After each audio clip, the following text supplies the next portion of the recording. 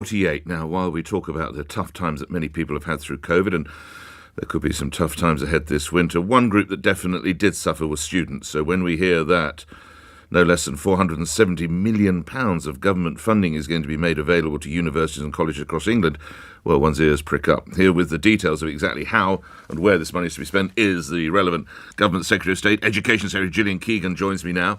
Good to have you on, Secretary of State. Thank you. Who does the money go to and where? Good morning to you. It goes to universities, about 100 of them, and they've all basically applied for the different things, but the latest and greatest equipment to help with technical skills training. So that's everything from midwifery, podiatry, 3D metal printing for bespoke manufactured parts, advanced manufacturing. There's a whole host of universities all around the country that have applied for this funding, and this is the announcement today, so they'll all be delighted. And it's really investing in skills and training the next generation and people who want to go back into a second career, but enable them to access the latest and greatest in equipment to get that training. And how do you and your colleagues, how do you ascertain whether a course or a subject is worth the additional funding? What are the criteria you exercise? Well, we look for those things that, are future-facing, those things that, we have shortages of. There's a lot of different various skills and those that need the latest equipment. So, for example, one of them, we have it's a mocked-up residential care home training the next generation of people to look after the elderly, and podiatry and all kinds of skills will be trained in those facilities. All right, if I can lead you into a couple of other areas, and one that I'm sure will concern you as Education Secretary. You'll be aware of the problem of strep, indeed the fatal problem of strep that's got this country. The last time I looked, 9 young people have lost their lives. Your colleague, the Health Secretary, Steve Barclay, said there are enough drugs in this country currently to deal with that, and yet we're hearing from the Pharmaceutical Association that there are not enough drugs. Secretary of State, who's got this right? Well, I'm being told the same as the Health Secretary, that there are enough by the NHS, that there are enough nationally. I would imagine what's happening is, you might be getting surges in demand in some areas. I mean, obviously, parents are very concerned, and, we urge parents to be vigilant and look out for the symptoms of strep A, which are sore throat, fever, headache, a rash, a mild rash, etc. So that's what we're urging parents to do. But there is no national shortage, and we're also working, or the NHS are working on making sure that they have more supply lines as well. Would you consider supplying them direct to primary schools? Well, we haven't looked at that. Usually, to set up these things logistically, it's best normally to use the existing processes. It's not very quick to set these things up, so probably it would be better to use the existing processes. Now, The Guardian today reports that the schools bill introduced this year with a promise to, quotes, raise education standards across England has been scrapped. Apparently, in your first appearance as Education Secretary before the relevant committee, you made this announcement. Might I ask you, originally, what was the schools bill meant to do, and why has this decision been taken? Well, there was a number of things in the school's white paper which we are still getting on with. But there was a couple of things in the bill specifically around registration of children who are not in school. There was something around structures around multi-academy trusts. There was something around structures around faith schools as well. So there was a number of things in the bill, and effectively, the legislative programme, it was started, but that's been knocked off course. We are going to try and do some of those things that we need to do specifically if we can, but most of it didn't need legislation. So the vast majority of the focus of the school's white paper is really about excellence, about standards, about targets, about training, more training for teachers, more continuous professional development for teachers, more training for heads. So there's a lot of investment going into our schools, both in buildings, in energy efficiency, in training, and of course in funding as well. Now, I'm a little bit confused, Secretary of State, because one of your predecessors, Nadim Zahawi, said that this was going to be a government priority, and now it's been binned. It's a priority. Well, it's a priority to do all the things in the white paper. Very little of it did need. Well, that's the legislation bit. So you've got the white paper, which has basically got all the targets that we're aiming to do, all the training we're aiming to introduce and roll out. So that's all still going ahead, but you don't need legislation for that. The legislation was specifically around, those structures, etc. And we're still going to try and do prioritise one or two of those areas, but the rest of it we've run out of legislative time. But to be honest, I still think we can do most of what was in the white paper without the legislation. Do you think some of our schools, possibly even some of our teachers, are too woke, Secretary of State? Not necessarily. I mean, I don't have that view. I mean, all the teachers I speak to are hugely dedicated, hugely innovative as well, and very much, very pastoral as well in their care for our children, helping them to catch up after the awful pandemic that they've suffered. Again, I refer to the newspapers. You said that we need a big dose of transparency, your words, not mine, in schools, of fears of a creeping political bias. You said the vast majority of teachers treat commitments to neutrality extremely carefully, but some public institutions, again your words, have lost their way a little bit. What does that mean? Well, the actual discussion was at the Education Select Committee, and there was a number of things. They were talking about critical race theory in schools. They were talking about how the religious and health and sex education, and some aspects of transgender, how they were, whether that was age appropriate. So there was a discussion around that, which is why we are actually putting out some guidance, which will be coming out in the new year around transgender and how to treat that very difficult, tricky subject, but how to help teachers, to support teachers to teach that. That's what the actual discussion was about.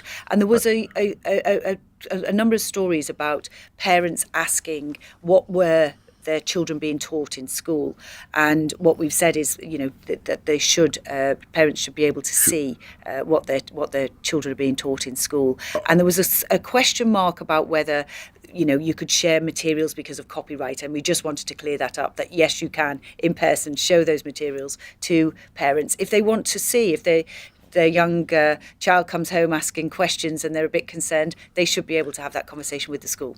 I understand there was quite a conversation about whether white privilege should be taught. Should it?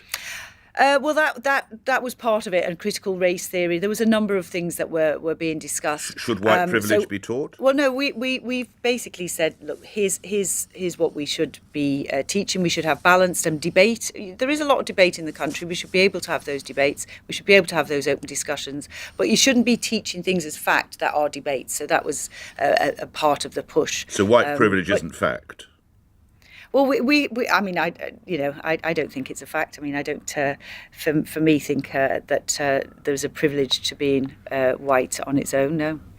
And I note earlier guidance talked about this balanced manner that you've mentioned, particularly historical matters such as the British Empire and the Israel-Palestine, which says here, although there is no such country, Israel-Palestine conflict. How do you link balance to the teaching of the Israel-Palestine conflict, Secretary of State? Oh, well, I don't know. I'm not a teacher who is responsible No, but you are the for this. Secretary of State for Education.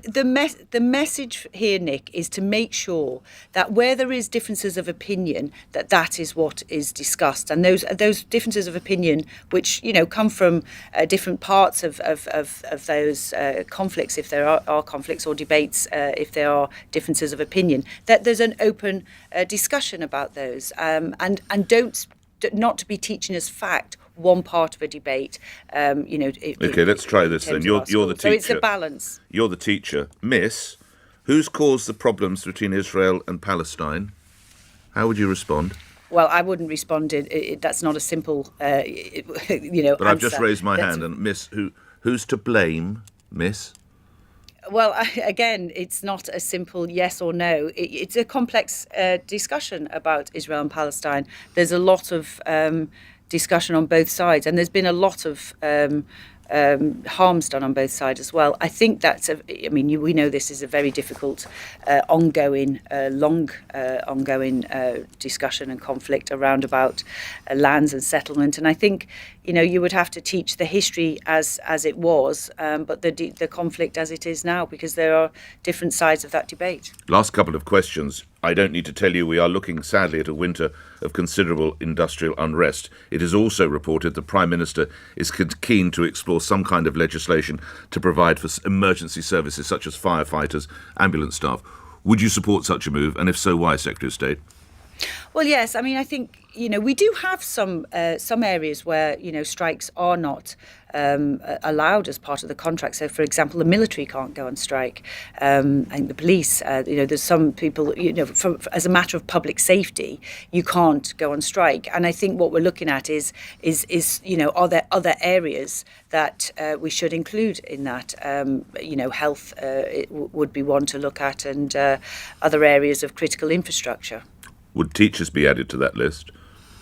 I don't know. I mean, I haven't looked at that. I mean, obviously, teachers are balloting at the moment. I'm hopeful. The unions requested additional funding for schools, £2 billion per year for the next 2 years. We were very lucky to get that in the autumn statement, despite the economic challenges from the war in Ukraine and the overhang from the pandemic. We did get that extra funding, which is exactly what they were asking for. They have a pay rise which has been accepted in line with the independent recommendations of between 5 and 8.9%. So I'm hoping that teachers, everybody knows that our children, their education's been disrupted. So I'm hoping that teachers don't go on strike. But, it's clear that there are some parts of our economy that we need, the impact on everybody else is massive if people go on strike. And of course, it's really disappointing that we hear that Border Force are going on strike and going to disrupt a lot of people's Christmas. Lastly, you and all your colleagues talk about fiscal responsibility and how you must maintain that.